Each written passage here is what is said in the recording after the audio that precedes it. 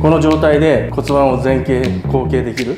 動かせないっていうのはなぜかっていうとアウターを使っちゃってるの。これよく言われるコアとか体幹ってあるじゃないですか。それを最も安定させて動けるような形にしていくっていうのが骨盤を安定させる、中立位を安定させるっていう意味でドローインが必要になってくると思います。意識的にそれができるようになってもらうことによって自分の競技の動きがより効率的に動く。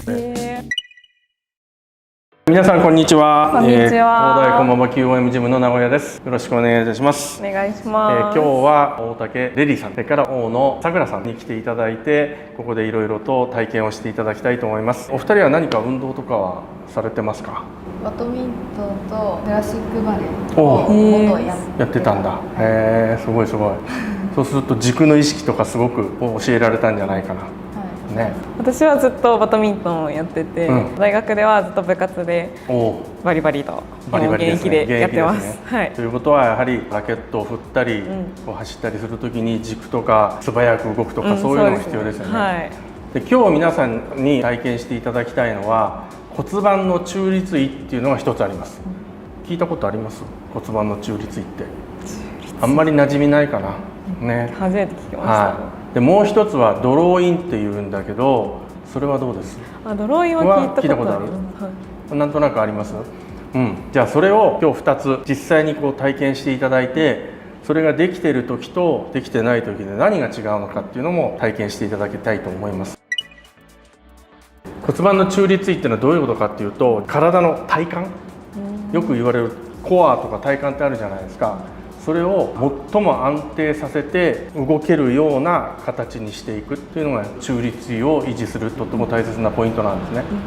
でなかなか目で見るのが難しいんですけども、ちょっとこの手を使ってやってみたいと思います。これが骨盤だと思ってください。見てるだけでいいです。でこれが背骨だと思ってください。で今こうやってポンとついた時にこれが中立位だと思ってください。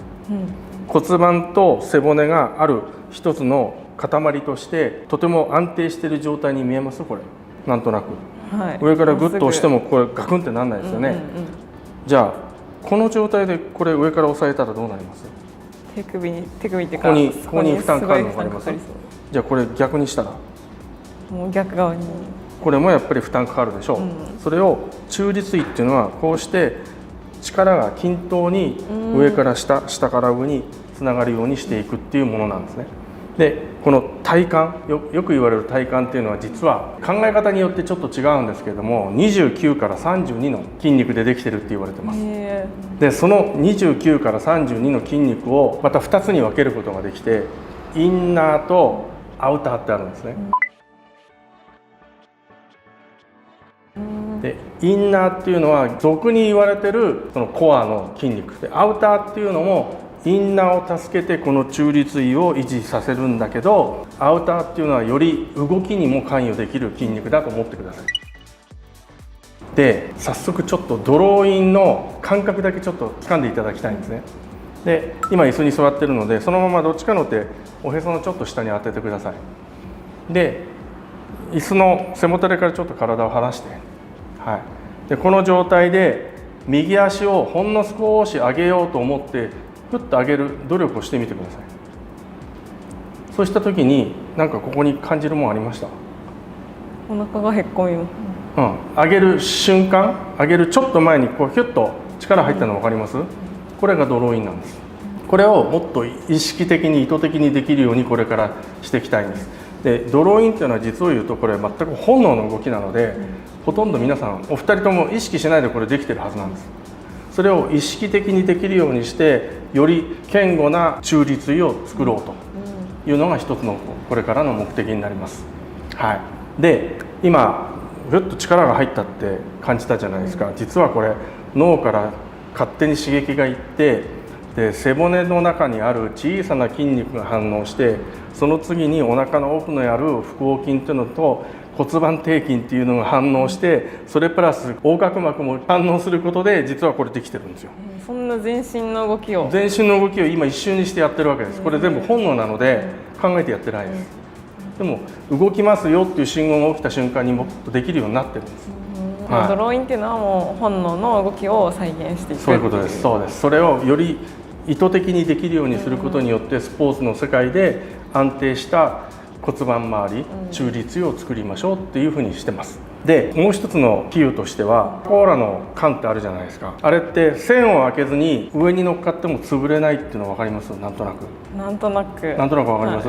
あれ栓さえ開いてなければ潰れないんですよ、でも開けちゃったらすぐベシャーンといくでしょ。つまりここに開いてないコーラの缶を作るっていう、それがもう一つのドローインの役割なんです。でドローインとは全く異なる方法で実はここを安定する方法があります。それがバルサルバっていうんですよ。バルサルバ、それバルセロナ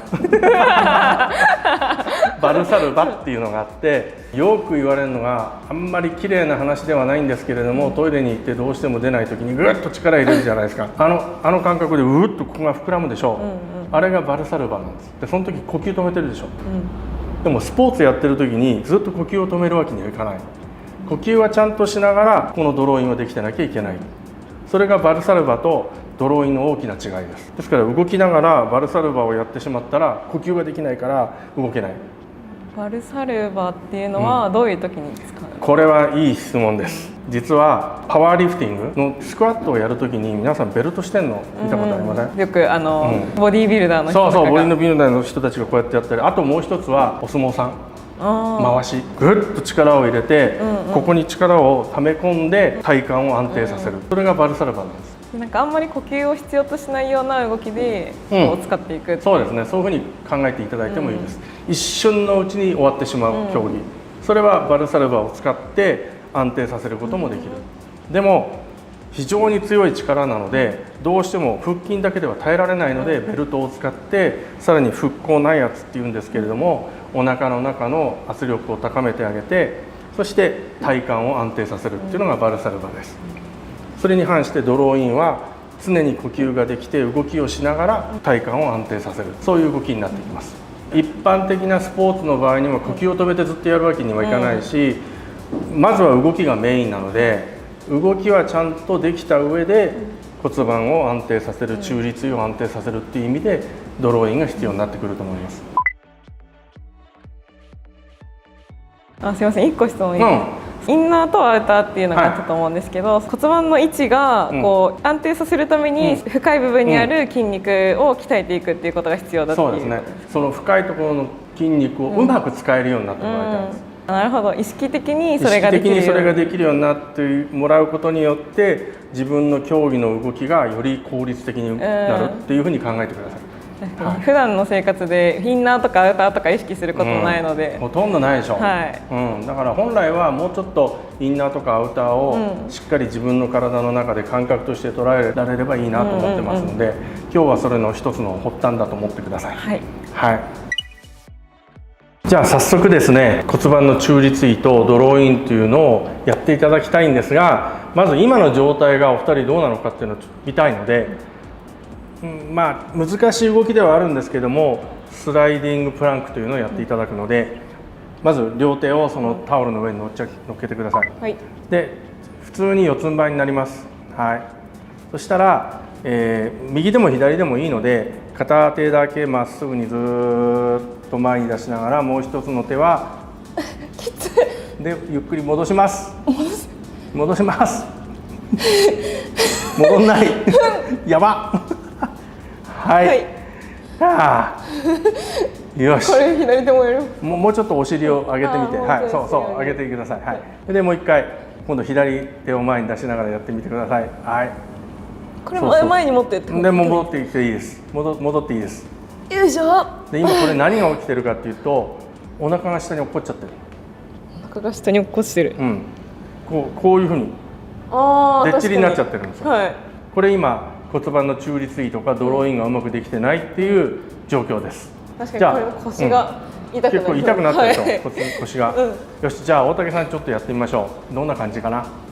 大野さんとはまた違うパターンかもしれないので、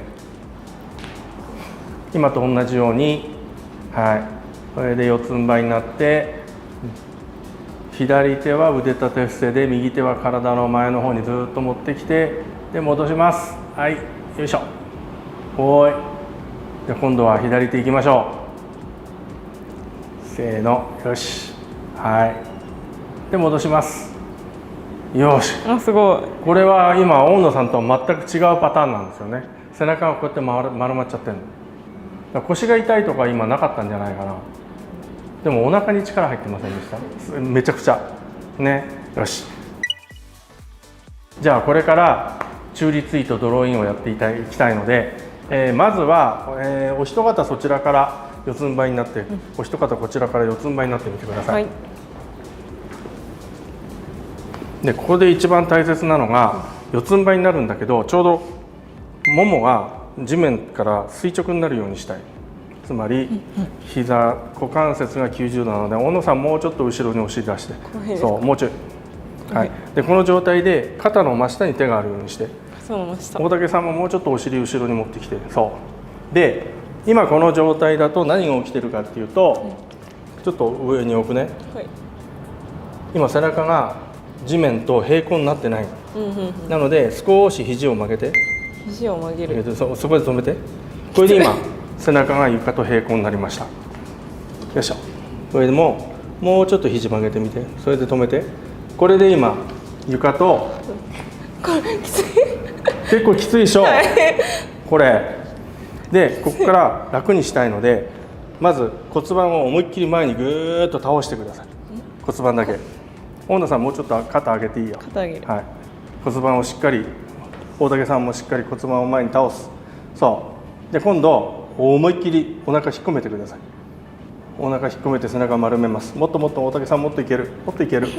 そうじゃあもう一回お腹下に落としてください。そうもっともっともっと、大野さんもっといける、お腹もっと、そう骨盤もっと前傾させる。そう前傾させる。はい、じゃあもう一回思いっきり上に持ち上げてください。はい、よし、そしたらゆっくり戻してって、ちょうど中間ぐらいのところで止めます。中間。そう、そのぐらいかな。大竹さんもうちょっとお腹を落として、もうちょいでね、肩はもう少し上げて、そうそこで OK。 これで今中立位ができました。これが中立位。中立位です、骨盤の。でここからドローインをするんだけど、ちょっとやってみますね。まずドローインをした時にこの背中が動かないようにしたい。でおへそを背骨の方にずーっと近づけるような感覚で上に持ち上げてみてください。その時に今ここがポッと動いたの分かる？あ、動きました。これが動いちゃうのはドローインじゃない。動かないように。そう動かないようにしたい。はい、入れてます。よし、おへそを入れてます。少しお腹落としてポーンと落としちゃっていい。そうもう一回ゆっくり上に上げてきて、ここが動いちゃダメ。ここが動いちゃダメ。ここ動かないように。そうここが動かないように、もう少し肩上げていいや。もうちょい OK。 そうそれちょっと何回か練習してみて。はい。これでゆっくりおへそを背骨の方に動きないんだけど、ここが今動いたの分かる？ここを動かさないようにして、じゃあおへそを下に落として、そうゆっくり持ち上げてきて、ここが動かないようにして、そう小野さんもうちょっと肩上げていいや。上げる。そうじゃあ落としてみて、お腹、そう落とす落とす、ぎゅーっと落とす。そうそしたらおへそを上の方にずーっと持ち上げる。そうでここが動かなくなったの分かる？そうこれがドローインです。ああ、なるほど。なんとなく分かってもらった？はい。よし、じゃあ座ってください。お疲れ様。腕が結構これだけでも結構いい運動になっちゃうでしょ、はい、最初は。なんかもう体がポカポカします。本当にここの中心の方をしっかり使うと、結構ね熱が発散するので、いい運動になると思います、これだけでも。で今のは四つん這いで、今度は仰向け。これね、人によって四つん這いがやりやすい人と寝た方がやりやすい人と立ったままの方がいいっていう人もいるので、やってみますね。そしたらちょうど片っぽの手を骨盤じゃない、お尻のちょっと浮いたところに入れてみてください。ここ背中のとこ、お尻のちょっと上、これで今ここ浮いてるの分かります？はい。これをおへそを床にぐーっと押さえつけるようにしながら下に落とすんだけど、まず最初はさっきと同じように骨盤をぐっとこうお腹を前に出すようにして、骨盤をこういうふうに倒してもらいたい。そうそうそう、こっちへぐっとお尻を床の方に押さえつける。お尻をお尻お尻お尻、あ、こっちですか？そうそっちそっち。そうすると今ここ浮いちゃったの分かる？はい。じゃ今度はぐーっと押さえつけてみて、そうお尻が今度浮くような感じ。そうですそうです。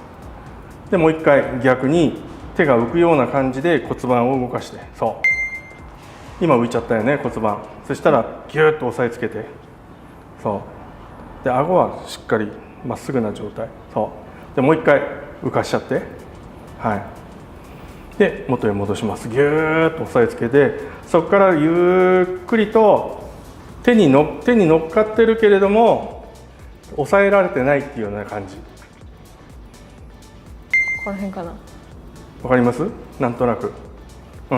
よし、その状態からおへそを床の方にぐーっと近づけるんだけど、ここの手にかかってる圧力は変えないでやってほしい。つまり骨盤を動かさないでおへそをぐーっと、空いてる方の手はお腹に置いちゃってもいいですよ。おへそに置いてぎゅーっと押さえつけてもいい。そうほんでゆっくり力を抜く。でまたふーっと押さえつける。でもここの手に加わる力は変わらない。これが一つの中立位です、とドローイン。なんとなく力が入ってるの分かります？はい。おへそというよりおへその下ら辺にギュッと力が入るでしょう、はい、これが腹横筋っていうのをうまく使うことによってそれができてるってことです。今は骨盤が中立になってドローインができてるっていう。ドローインができてますよってことです。感覚としてどうです？捉えられます？なんとなく、まず最初はなんとなくです、はい、立った状態でできるのかっていうのが。そうこれから立った状態でこれをやらなきゃいけない。寝てるから、その骨盤の動きがね、はい、よくわかります。でもなんか最初にいろいろ大きく動かして、この前に動かしたり後ろに動かしたりすることで、骨盤の動きがどこにあるのかっていうのがちょっと、分かりやすくなって、そう四つん這いとこっちとどっちが分かりやすい？私は、寝てる時こっちの方が分かりやすい？私は骨盤の動きが動きやすいのは結構四つん這いになった時の方が人によって違うと思うので、このうつ伏せと仰向けを交互にやってみて骨盤が動くのがどっちが分かりやすいかを確認しながらやってもらうといいかもしれないです。今度は立ち上がってやります。でこれが最終的に立った状態でのになるので、じゃあお互いさっきと同じように、でこの状態で腰に手を当ててください。そうするとこれちょうど腸骨の上にポンと手が乗ってる。腸骨っていうのは腰骨に手が乗ってます。でここから思いっきり骨盤を前に倒します。上体は動かないようにして骨盤だけ前にピュッと倒せる。で次に骨盤を後ろに倒す。そうでこれ前に倒すのは前傾って言って、後ろに倒すのは後傾って言うんですけども、感覚として捉えるとしたら自分の骨盤がこんな感じでしょ。でこれにいっぱい水が入ってると思ってください。で水が入ってて骨盤を前傾させると前に水がこぼれちゃう。後傾させると後ろに水がこぼれちゃう。これのちょうど中間位が中立位ってことです。水がこぼれないように。水がこぼれないようにしたい。そうするとちょうど横から見た時にこの手がほんの少し前に倒れてるぐらい、平行ではないけどちょっと倒れてるぐらいで中立位になってるはずなんです。中立位なのにこの手は平行じゃないんですか？というのは骨盤の形が少し前に倒れてるので、というかこういうふうに骨盤ってこのへりができてるのでどうしても前になっちゃうんです。もともとの形がこう器みたいにこう平行じゃなくてちょっと斜めになってるから、斜めになってるから前の部分が少し前に倒れてるから、それが中立位の。そうなんです。で横から見ると背骨は S 字状になってて、でなおかつ骨盤も中立位なんだけど横から見るとほんのちょっと前傾してるように見えるっていう。でも実際はそれが中立位なんです。でこの状態でおへその下に手を入れて、もう一つの手は後ろに、この状態でおへそを背中の方にずーっと寄せるんだけど背中が動かないようにしたい。背中を動かさずにおへそだけがどんどん背骨に近づいていく。結構お腹にくるね。ね、で思いっきりグーってやると声が出なくなるはずなの。これが 100% で、これはドローインじゃないです。これは腹筋を使ってる。そういうこと。だからドローインの時には普通に呼吸ができなきゃいけないので、100% からずっと抜いてって20% ぐらい。そうすると普通の呼吸ができるはずです。だからドローインをしながら抜いていって、20% ぐらいの力で維持できるようにしてほしい。そうすると普通に呼吸もできるはずなので、確かに。でこれをできれば常に維持したい。常に結構筋肉使うね。今はまだ慣れてないからなんだけど、慣れてしまうともうそれが普通になっちゃうので、全然苦しくなくなると思います。で最初に椅子に座って足をちょこっと持ち上げるっていう練習したじゃないですか。はい、これでここに手を置いて、で足を上げようとする瞬間にここに力が入るっていう感覚をもう一回確認してみてください。でさっきと感覚違うの分かる？分かりやすくなってるの分かります？忘れそうになったらこれをやってください。これが一つの道しるべになるので、このふっと力が入るその感覚が2割ぐらいだと思ってください。これが2割の力でグッと、そうこれが維持できればいい。いつでもこの状態が維持できた状態で立てるかどうか、今度はそれを維持した状態でスッと立ち上がってください。これで、それで立ち上がる。そうで抜けないようにしたい、難しい、抜けないようにする。そうだから座ったり立ったりするときにこれが抜けないように練習をしてほしいわけ、慣れてくると全く同じ感覚でこれできるようになるので、そこまで持ってっちゃいたい。どうです？でもだんだんやっていくと意識できる分かるようになるでしょ、そうこういう単純な動きを練習することによってだんだん複雑な動きでも応用ができるようになると思うので、ぜひ練習をしていただければなと思います。これインナーマッスルをこの、鍛えるにはこういう簡単な動きだけで、簡単な動きの方が意識的がしやすいんで、これで例えばラケット持っちゃったらもうラケットとシャトルの方に頭いっちゃうので、ここに意識ができないでしょ、なので別個の運動としてやってます。でこれを動きを全くなくしちゃったのがプランクなの。一般的なプランクっていうのはここから動きを全部取っちゃった、より意識しやすくなるっていう。そうだけど一般的にやられてるプランクはうまくできてないっていうのが、さっきので分かったように、さっきはちょっとスライディングのプランクやっちゃったので、次ちょっと普通のプランクやってみます？お二人、向こうが頭になるように普通のプランクやってみてください。そうでお尻を下ろしてってずっと落としてよし、この状態で骨盤を前傾後傾できる？頑張れ。骨盤の後傾と前傾が今動かせないの分かる？ね、動かせないっていうのはなぜかっていうとアウターを使っちゃってるの。これインナーだけで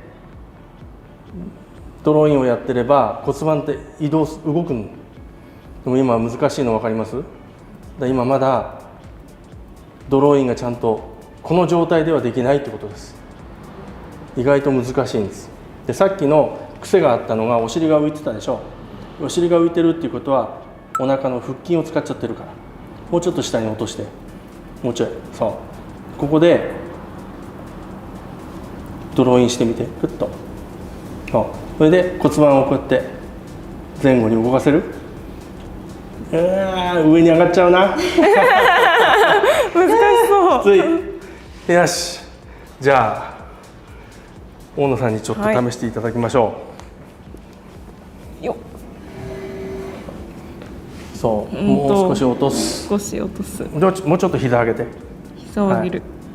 で骨盤を前傾後傾できるか。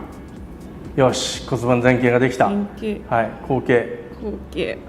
前傾。後傾。ゆっくり前傾に戻す。そこで止める。で今肩甲骨落ちすぎ、お腹そうそれで肩甲骨が今開いちゃってるので、はい、ゆっくり閉じてって閉じる。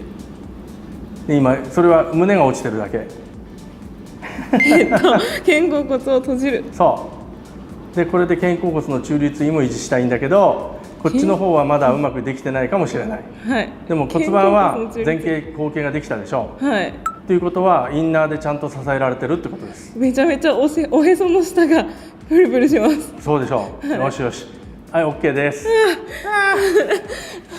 で大竹さんの課題はここに持ってきたい。今骨盤こうやって動いたの分かるでしょ。ああいうふうにしたい。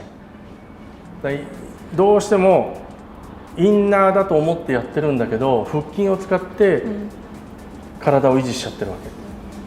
だからその骨盤を維持させるのにインナーだけ使ってあげれば、アウターでああやって骨盤を動かせますよってことなんです。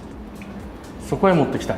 なんか、これやる前のプランクやってた時は、この辺に結構腹筋が痛いなっていう印象だったんですけど、それはプランクとしてはあまり正しくないっていうことですか？プランクとしてインナーを使ってるプランクではなくて、アウターを使っちゃってるプランクになっちゃってるっていうことです。アウターの筋肉を鍛えるものにそういうふうになっちゃってる。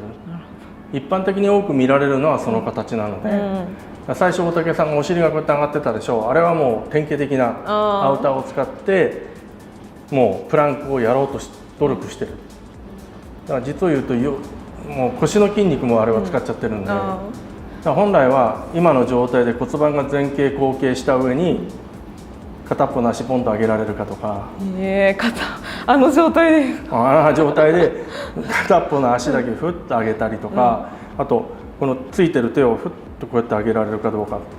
これ上げられるってことは骨盤がまず安定してるのと、肩甲骨も自由に動かなきゃダメだってことです。だから自分のその中の筋肉がしっかりしてるから、姿勢 OK でそこで軸が作れてるから、外の筋肉を使ってその体勢を維持したままでもいろんな動きができる。そうです。確かにそれだったらバドミントンとかやってても、振るのでもすごいね、余計な筋肉を使わずに本来使うべきものでラケットも振れる。走るんであれば腕というよりは肩甲骨が滑るから腕が勝手に振れるとか、そういう動きに変わっていくはずなんですよ。それを目指したい。すごい、どんなスポーツでも結構このもちろん全てに応用できます。大事なんです。今日はどうもありがとうございました。ありがとうございました。今導入部分としての体幹の中立位とドローインってやっていただいたんですけども、これ直接ね自分の競技にはなかなかつながらないと思うんですよ。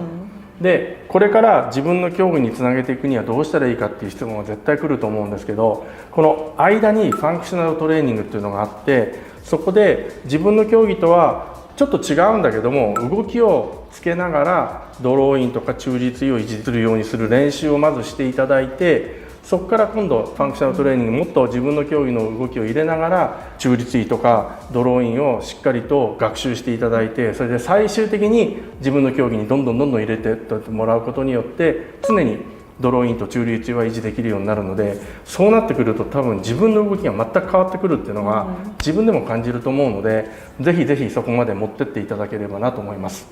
あと何か質問とかありますか？さっきの競技につながるにはっていう話で、やっぱ最初は今やったみたいにプランクを30秒とかで何セットも何セットもやって、プランクが安定してできるようになってからちょっとずつ動きをつけていくっていう流れでやっていけばいいっていうことですかね。そうですね。ウォーミングアップとして使っちゃえばいいと思う。なるほど。確かにすごい温まるし、そうやっぱり体幹使うとかなり血流も上がるので、脳にも刺激が来るので準備もできると思います。心の準備と体の準備っていう意味でプランクとかいろんな体幹のトレーニングを準備運動として入れていただくといいんじゃないかなと思います。あと、部活で結構腰が痛いっていう怪我が多くて、さっきの話で骨盤がちょっと前傾したりするとそこにすごい負荷がかかるっていう話があったと思うんですけど、腰痛ってそういうのも影響してるんですかね。なんか中立位が保たれてない人ほどやっぱそういう腰痛がある、腰痛持ちになっちゃうっていう人の方が多いんですかね。多分ですけどもそういう部分が大きいと思う。あとはインナーがうまく使えずにアウターで姿勢を維持しちゃってて、それプラスアルファ動いてしまってるので、筋肉に余計な負担がかかってそれが腰痛の原因になっている可能性もあるし、さっきおっしゃったように骨盤が前傾しすぎてたり後傾しすぎることで腰痛っていうのが生まれる可能性も非常に高いと思うので、それはやっぱりお互いに自分たちの動きを練習の中で見てあげるっていう、そういう目を養うっていうのもとっても大切だと思います。それはねよく聞かれます。でもやっぱりお互いの動きを観察できる能力を持つっていうのがとっても大切だと思うので、それはぜひぜひ養ってもらえればなと思います。やっぱ今回のプランクやってても、その姿勢がすごい大事なんだなと思って、ちょっとでも姿勢が変わると痛くなってくる筋肉とかが全然違うなっていうのを感じて、そうしてインナーがちゃんと強くなったら競技の動きにもっともっと無意識でその動きが使えるようになってくる、そこへ持っていきたいんですよ。最終的にはそれが目的です。プランクやるときは何秒って決めなくてもいいってことですか？全く僕なんか決めてないです。もうアライメントっていうんだけど、その姿勢が狂ってきたら終わり。確かに変なところに、変なところに力が入ってたりとか、骨盤がちょっとでも落ちて始めたりとか、上がり始めたりとか、プルプルし始めたら終わり。だから何秒とか何回っていうのはなかなか言えないですね。じゃあ綺麗にできる時間内で、そういうことです。自分で意識的にちゃんとコントロールした動きができてる間だけ、それを超えてしまったら失敗したことを学習してしまうので、それはやめたい。綺麗にできたところでやめたいんです。だから自分で無理してやるんではなくて、人から指摘してもらうっていうのがとっても大切だってことです。今日はお二人ありがとうございました。ありがとうございました。またぜひぜひ参加していただければなと思います。今日はどうもありがとうございました。ありがとうございました。